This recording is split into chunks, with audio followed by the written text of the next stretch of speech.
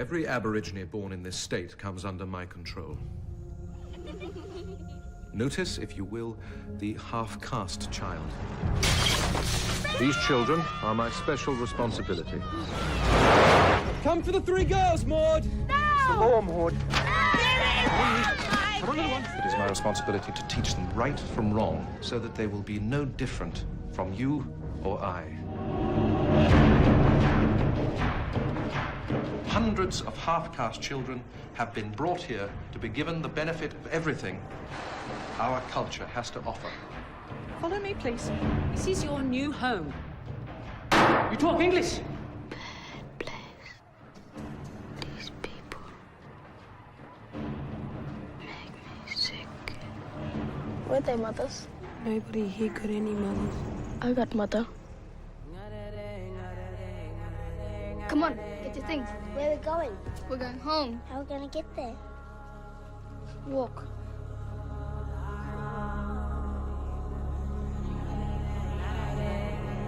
Tracker followed them to this riverbank.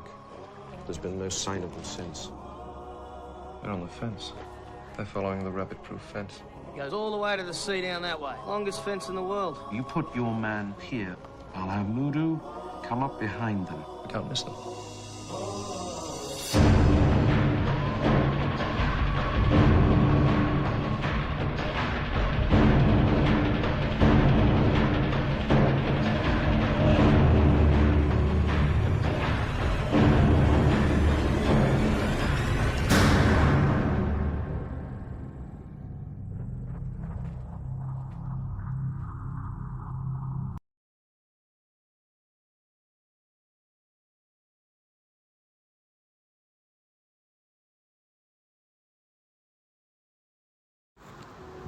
Kepercayaan kepada Tuhan. Dalam adegan ini, Molly, Gracie dan Daisy dipaksa meninggalkan agama nenek moyang mereka dan memeluk agama Kristian. Kepercayaan kepada Tuhan menekankan pentingnya spiritualiti dalam kehidupan seharian. Semangat dan ketabahan gadis-gadis tersebut mencerminkan kepercayaan mereka terhadap sesuatu yang lebih tinggi walaupun dalam situasi yang penuh cabaran. Kesetiaan kepada raja dan negara. Dalam adegan ini, Molly, Gracie dan Daisy menunjukkan tekad untuk kembali ke tanah air mereka walaupun perlu melalui ranjau yang berbahaya. Kesetiaan kepada negara dalam rukun negara menekankan pentingnya cinta dan tanggungjawab terhadap tanah air. Dalam filem ini, gadis-gadis tersebut dan kesetiaan mereka terhadap tanah air dengan berusaha keras untuk kembali ke kampung halaman mereka.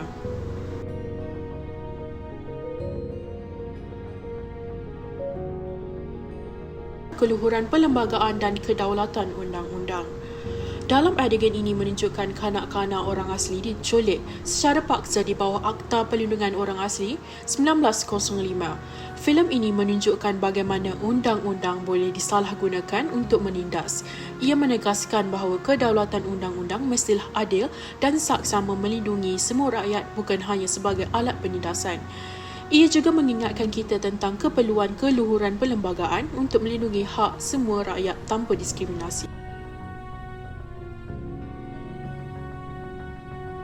Kesopanan dan kesusilaan. Layanan tidak berperikemanusiaan ini mencerminkan kegagalan dalam kesopanan dan kesusilaan.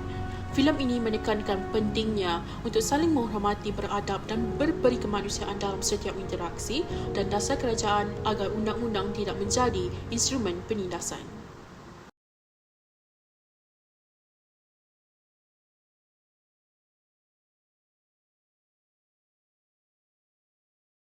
Diskriminasi kaum dan hak masyarakat peribumi. Filem ini menggambarkan bagaimana masyarakat Aborigin dipinggirkan dan dipaksa meninggalkan budaya asal mereka, sama seperti masyarakat orang asli di Malaysia yang masih bergelut untuk mendapatkan hak terhadap pendidikan, penjagaan kesihatan dan pengiktirafan tanah adat. Ini menunjukkan perlunya dasar yang lebih adil dan inklusif bagi menjaga hak mereka. Pemeliharaan budaya dan warisan. Watak-watak utama dalam filem ini cuba mempertahankan identiti budaya mereka walaupun ditekankan oleh sistem kolonial. Di Malaysia, masyarakat minoriti dan orang asing juga menghadapi cabaran mengekalkan bahasa dan amalan tradisi. Oleh itu, usaha pelestarian seni, budaya dan pendidikan berasaskan komuniti sangat penting untuk mengelakkan kehilangan identiti. Pemisahan keluarga dan penderaan sistemik. Dalam filem ini, anak-anak dipisahkan secara paksa daripada keluarga oleh pihak berkuasa atas nama asimilasi. Keadaan ini selari dengan isu semasa di Malaysia seperti penderaan dalam institusi kebajikan, pusat jagaan dan sekolah tidak berdaftar. Ini menunjukkan keperluan sistem pengawasan yang lebih ketat dan dasar perlindungan kanak-kanak yang lebih tegas.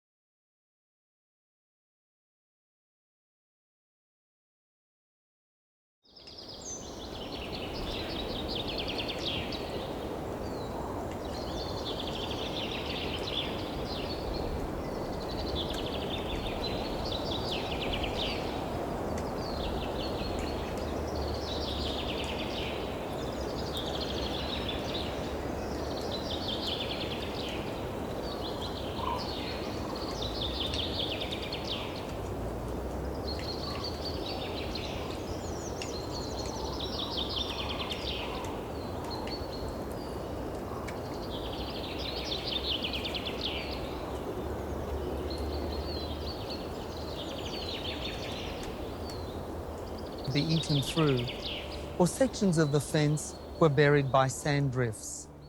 So the government employed boundary riders to maintain the fence. Boundary riders worked the fence in pairs, patrolling up and down a stretch of more than 200 kilometres, and worked on repairing sections of the fence damaged by fire, flood or animals. And the boundary riders also formed relationships with Aboriginal women. Children from these relationships were called half-castes.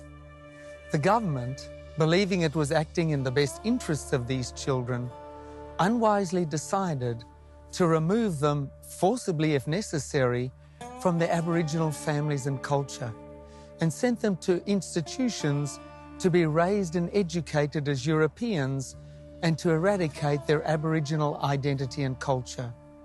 This forced removal caused great trauma and distress to the children and their families. These children became known as the stolen generation. By 1927, following wartime shortages and labour supplies, the fence was in disrepair.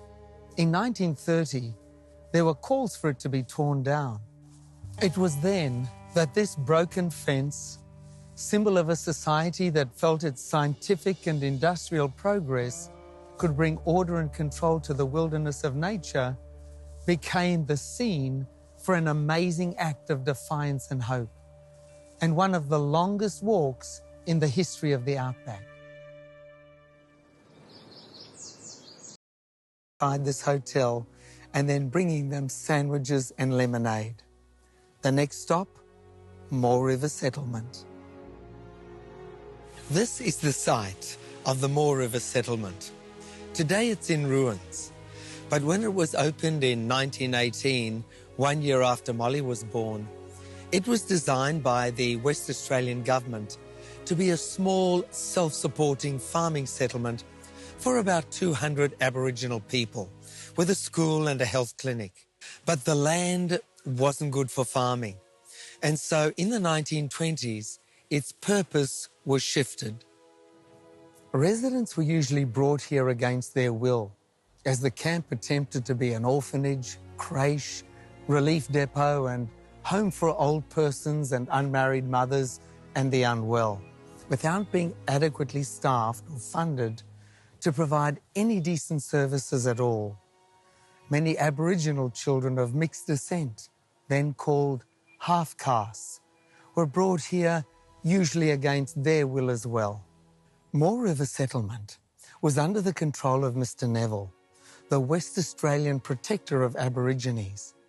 He had the power to remove any half-caste child from their family from anywhere within the state. Molly, Gracie and Daisy arrived here on the 1st of August 1931 after travelling more than a week and over 1,600 kilometres. Forced to sleep indoors and follow a strict daily schedule was foreign to the girls, who were accustomed to a life of freedom in the great open spaces of the outback. They were restless. They longed for the red sand of the desert, the starry sky at night, the warmth of the campfire, and the security of their family. They longed for home. The three girls spent only 2 nights in the cramped conditions at Moore River before Molly decided that she was going home. And so, with hope in their hearts and a deep longing for their family and land, the girls set out on an epic 1,600-kilometre journey along the rabbit-proof fence. They were going home. The first night after their escape, the girls dug into an empty rabbit burrow and slept dry and warm, surrounded by, ironically, Formed under colonialism, Australia has a pretty horrible track record of mistreating its Indigenous people, the Aboriginals and Torres Strait Islanders, many of whom have become known as the Stolen Generation. Why do they call it the Stolen Generation? Because it was a whole generation of kids that was taken from their homes. Basically, you either had to be black or white. You couldn't be brown or in the middle. So they would consider you in the middle and you would have been Taken. Not kidding. Up until 1970s, by law, any Indigenous child who looked like he or she had any amount of white ancestry in them could be snatched from their families and forcibly assimilated into white society. My grandfather, my mum's father, he was part of the Stolen Generation. He was really young, taken out. How old is he? Maybe a year old when he was taken. Oh, wow. So he never knew his real family. He knew, because when he was taken from the front yard of where they lived. Wait, what? He was in the front yard and somebody just pulled up and took him? Yeah, policemen or rangers would come, pull up, just grab these half-coloured kids or coloured kids and then chuck them in the truck and then take them. As the little boy was being forced into the back of a truck, his aunt, a young child herself, sacrificed her own freedom so he wouldn't be alone. When she heard the commotion of him crying and screaming, she ran and voluntarily just jumped on. Light-skinned children were often adopted by European families, while darker-skinned children, like Deanne's grandfather, were sent to missionary camps.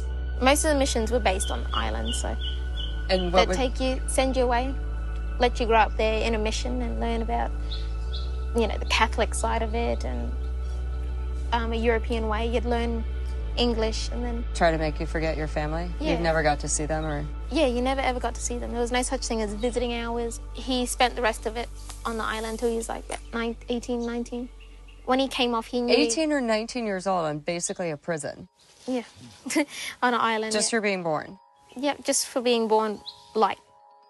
To protect their children, some Aboriginal families resorted to extreme measures, using the sap of the milkwood tree.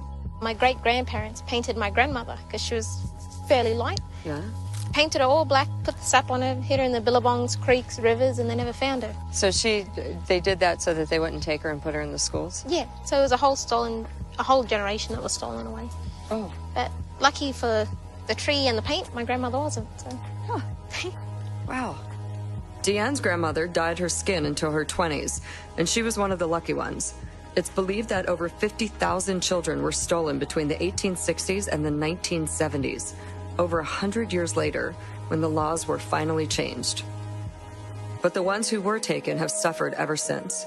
With no identity, family, or bonds, many now suffer from homelessness, alcoholism, and other issues.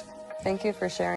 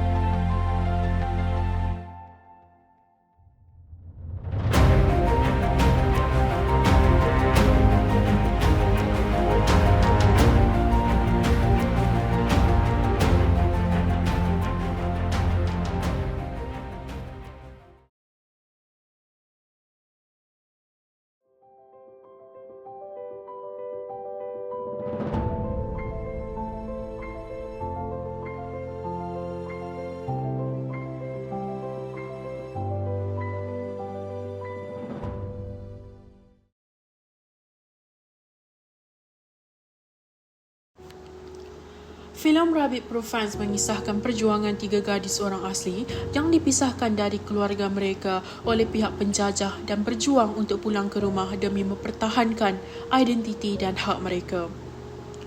Filem ini menyentuh hati kami dengan mesej tentang keberanian, kasih sayang keluarga serta penindasan terhadap masyarakat pribumi yang turut mengingatkan kami kepada nasib orang asli di Malaysia. Ia membuka mata kami tentang pentingnya keadilan, hak asasi manusia serta kepekaan terhadap isu-isu penindasan yang masih berlaku hari ini.